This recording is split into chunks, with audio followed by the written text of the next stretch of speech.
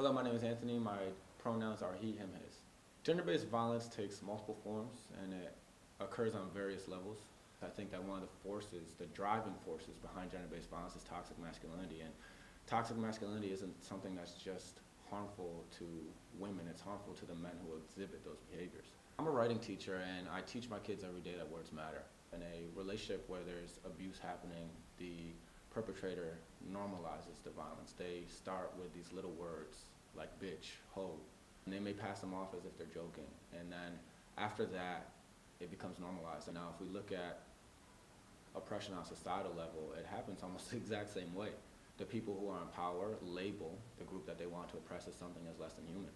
They label them as savages, or they say that they're cursed by Christianity like they did with African Americans. After that language has been accepted, after you've called them something that no one else wants to be, after you've called them something that no one else wants to help or be associated with, it makes it much easier for the oppressor or the abuser to isolate that individual.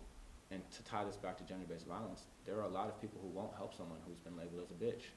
Even if that person is passed out on the floor in a party, they don't want to be called Captain Save-A-Ho. Stats show that it's around 5% of men actually commit sexual assault and these acts of violence against women. The problem is that so many men speak like they do. When you're surrounded by a bunch of men who normalize this language of violence against women, you are essentially the tall grass that the lion hides in before they pounce on their prey. At the very least, you're providing protection and camouflage.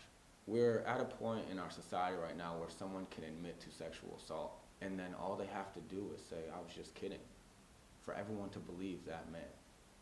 We've heard a man compare Mexicans to rapists and said he didn't mean that, and only choose to react after we see Mexican children put in cages. We've ignored the words, and now it's too late. We have a moral obligation to change the culture. We have to hold each other accountable for this type of oppression and this type of abuse to end. If you call someone your friend, but you can't call them out on their bullshit, they're not your friend.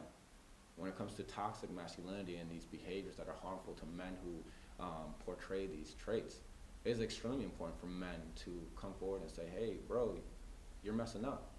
Why? Because men who exhibit toxic masculinity are more likely to go to jail. They're more likely to commit suicide. They're more likely to become alcoholics and abuse drugs. Words matter.